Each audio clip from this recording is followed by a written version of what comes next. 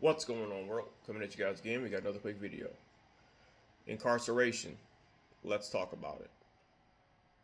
So, lately I've been looking at videos on TikTok from what it appears to be offenders and former offenders' perspectives upon individuals whom are incarcerated. You know, I've never really given much thought to it because I've never, been incarcerated. So, this was some information which I was not privy to. But from the looks of things, we need a complete overhaul of the incarceration and detention centers. So, for my fifth executive order as president, all incarceration centers will be reclassified and renamed as suspension and rehabilitation centers, not incarceration or jail or prison. Okay? If we as a society are going to implement justice through the criminal justice system and prosecution, and we are going to play God in a manner in which it exceeds God's actions, because you know when Cain killed Abel, God did not sentence Cain to incarceration. He banished him out of the land, and he allowed Cain to go try and live a new life and come to some type of rehabilitation of his own accord, where he did, and he begat his son Enoch.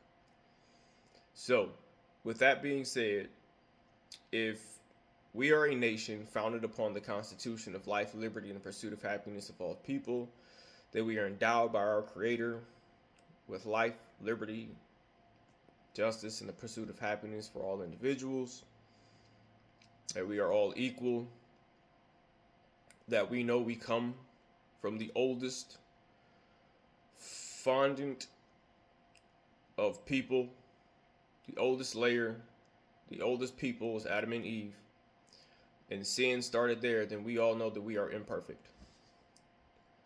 So if we're going to play this role, if we're going to play this game, we cannot forget the fundamental values in which we are, in which we strive to be, which is civilized, having some form of humility instead of hubris, and humanity instead of savagery, right? So, for my fifth executive order, martial law will be declared, not on the cities, but upon every institution that houses and incarcerates current offenders, for a complete inspection to make sure that these facilities are in control and not the inmates. No gangs, no weapons, no drugs, no paraphernalia in which is not authorized.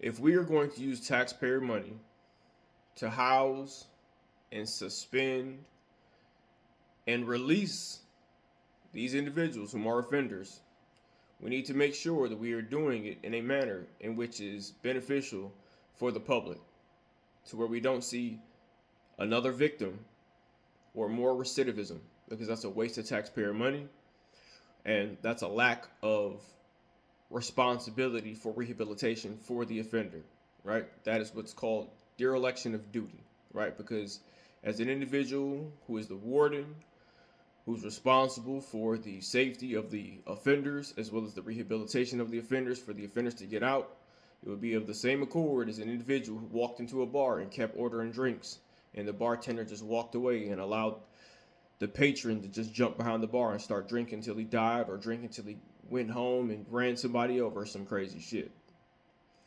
So that would be my fifth executive order. You know, what's happening in El Salvador with the prison system, that would be for individuals whom have a history of nonconformity with violence. If you choose not to do better, not try to do better, I understand we are all imperfect, we all make mistakes, we all have errors in judgment, but if you continue to choose to go down that path, especially unprovoked, or if you are the predator in that fashion, there's only two roads for you, and that is complete and utter isolation or execution. If you cannot be rehabilitated, and there is a history of your unwillingness to be rehabilitated,